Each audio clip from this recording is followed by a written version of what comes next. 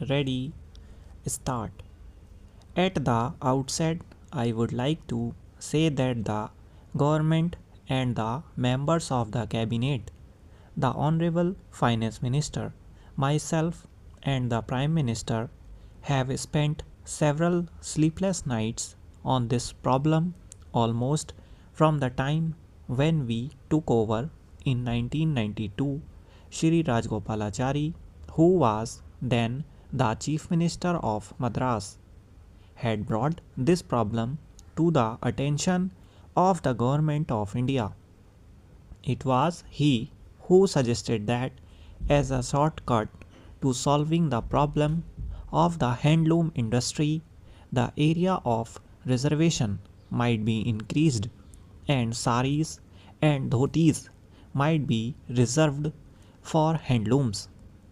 He was impelled to do that because of the intense suffering of the handloom weavers in South India.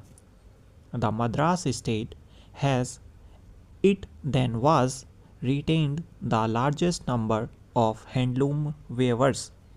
There is no point in our saying today that millions of families are suffering or in our evaluating them in terms of numbers for the reasons that our statistics are all wrong.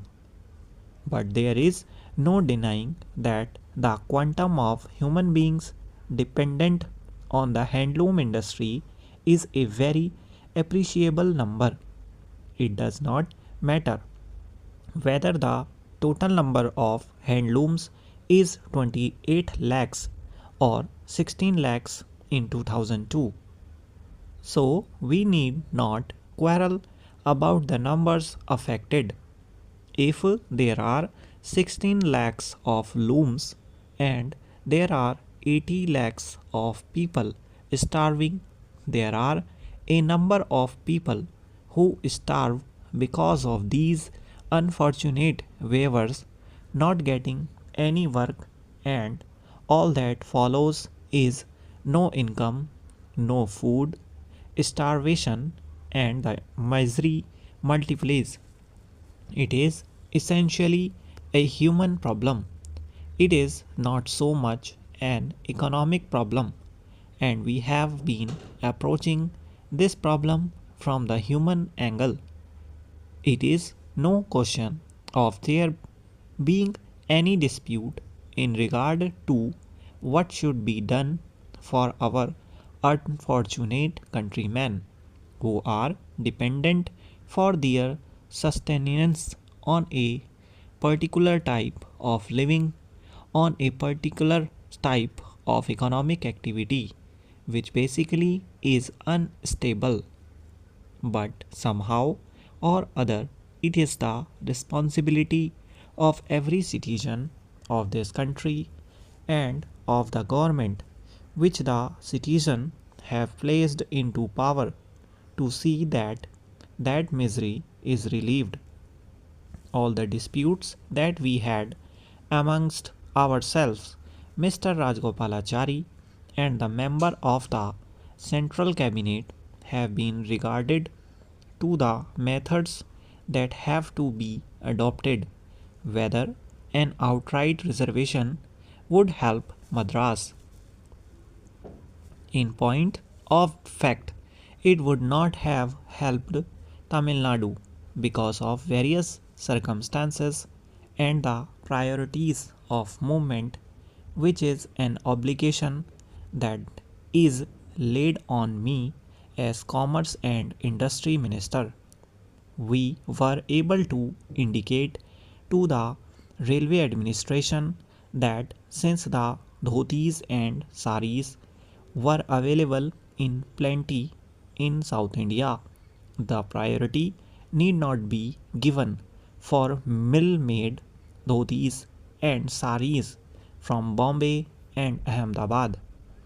It must be considered that the reservation artificially effected by means of utilization or a correct utilization of priorities has given Tamil Nadu an advantage far above the reservation that we have achieved by laying an embargo on mills that they should not produce more than 60% of dhotis they produced in the past. So the picture is not all the same everywhere. What is good for Tamil Nadu is not good for UP, Bihar, West Bengal, Odisha, Rajasthan, and Punjab. The net result of our restricting production of dhotis by mills in the initial stages had resulted in the prices of dhotis going up because in many areas the handloom industry did not produce dhotis. Actually, before 1950, UP had no looms producing wide width dhotis and saris, and it was in 1950 that the UP government financed about 10 looms for producing wide width dhotis and saris because they were in short supply in 1950.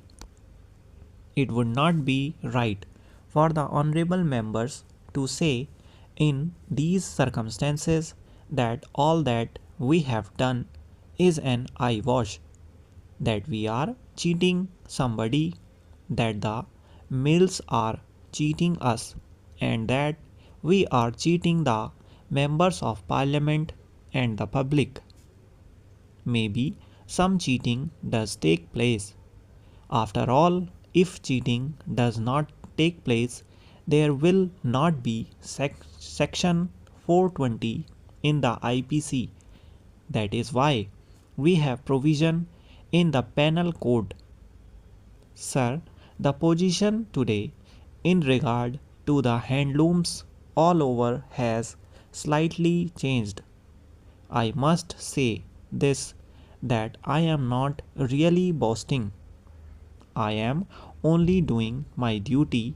What is my duty as a member of the cabinet which has been put in power by the Congress party? That if there is any item in the hundreds of items which the Commerce and Industry Ministry is responsible for, to which I devote personal attention, I should say it is the handloom industry. Sir, my honorable colleague knows have hardly any difference of opinion, and I and my colleague the finance minister have hardly any difference of opinion in any matter. Stop. Thank you for watching the video. Please subscribe.